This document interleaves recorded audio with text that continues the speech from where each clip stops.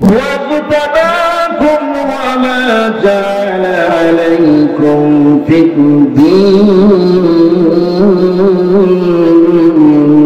حرج الله أكبر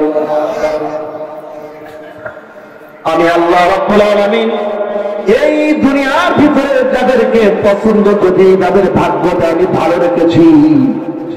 আমি আল্লাহ রাব্বুল আলামিন তাদেরকেই একমাত্র শুধুমাত্র কোরআনের মাহফিলে কোরআনের ময়দানে বসার মতো সুযোগ করে দিই। জোরে বলুন সুবহানাল্লাহ।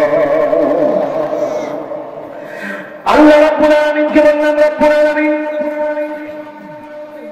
তোমার কোরআন কারীমের মাহফিলে আসার পর আমাদের লাভ হবে কি?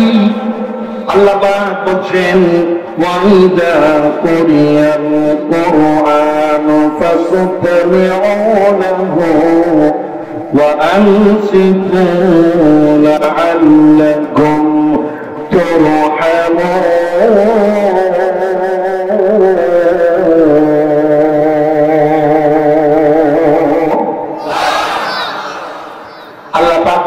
যেখানে কোরআন তেলাওয়াত হয়, ওয়াইদা কুরিয়াল কোরআন, তোমরা চুপ করে বসে যাও, কোন রকম জ্ঞান জান করবে না, ফেসাদ করবে না। আমার নবী যেখানে কোরআন পড়েছেন, আবু বকর কোরআন শুনেছে, আবু জাহেল কোরআন শুনেছে, কিন্তু আবু জাহেলের নাতিপুতিরা কিন্তু বারবার আমার নবীর কোরআনে মাহফিলে বাধা দিয়েছে। কথা বলুন ঠিক না ঠিক?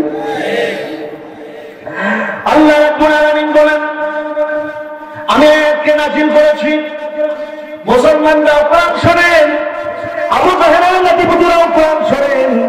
মুসলমানদের কোরআন শোনা একরকম, আবু জাহেলের নাতিপুতিরা কোরআন শোনা আরেক রকম। মুসলমানরা কোরআন শুনবেন, কোরআন কারীমের মাহফিলে কোনো কথা বলবে না। আস্তামিউ ওয়া আনসিতু লাআল্লাকুম তুরহামুন। ওরা চুপ করে বসবে, দিলের কান লাগায় কোরআন শুনবে। আর আমি আল্লাহ আমার কাছে দোয়া করবে, আল্লাহ পাক এই কোরআন শুনে আমার কলিজার ভিতরে তুমি হিদায়াত দিয়ে দাও। জোরে বলুন আমিন। এরা হচ্ছে আবু বকরের গোষ্ঠী আর আবু জাহেলের গোষ্ঠী। যারা কোরআন শুনবে ওরা কোরআনুল কারীমের মাহফিলের বক্তার কাছ থেকে মাইক কেড়ে নিবে, আছে না না?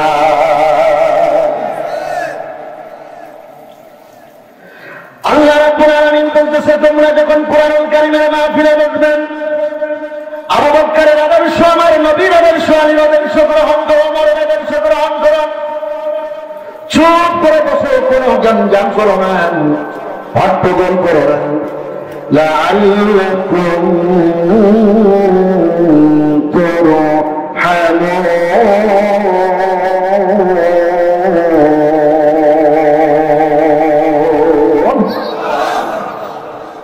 তোমরা যদি আমার আবু বকরের মতো করে কোরআন শুনতে পারো, আমি আল্লাহ রাব্বুল আলামিন তোমাদের জীবনটাকে রহমত আর বরকত দিয়া ভরপুর করে দিব। জোরে বলুন সুবহানাল্লাহ। আল্লাহ রাব্বুল আলামিনকে বললাম, রাব্বুল আলামিন শুধু কোরআনুল কারীমের মাহফিলে তুমি কি আমাদের রহমত দিবে না আর কিছু দিবে? আল্লাহ পাক জবাব দিচ্ছেন, ইবাদুল্লাহু সাইয়্যাতিহিম হাসানাতিন ওয়া কানা আল্লাহু গফুরুর রাহিমা।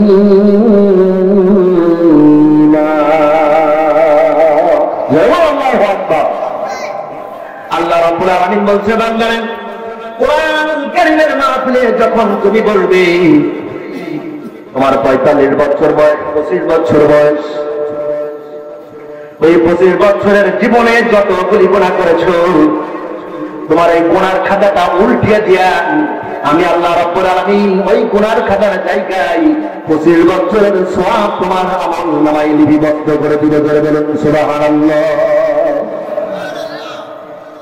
ধরে আমরা এই জায়গায় বসেছি, আল্লাহ পাক বলছেন, যার যত বয়স, যে গুনাহ যা বেশি করেছে, যদি 45 হয়, 25 হয়, তার জীবনে যে গুনাহ করেছে ওই গুনাহ খাতাটা উল্টাইয়া ওই জায়গায় আমি সওয়াব লিপিবদ্ধ করে দিলাম।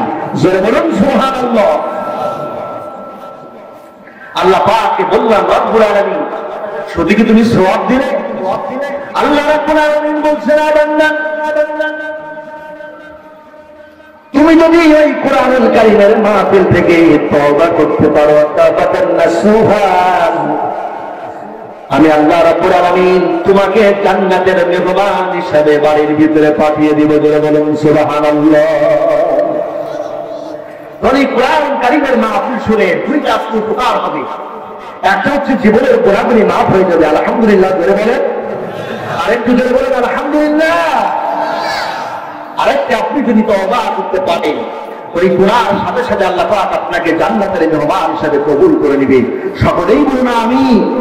আমার মুসলমান ভাইরা, তাহলে যে কথাই বলতেছে না, কোন নেতা হোক আর কোন নেত্রী হোক, দল হোক আর মত হোক, যার কথা কোরআনের সাথে মিলবে না আমরা তার কথা মানতে রাজি।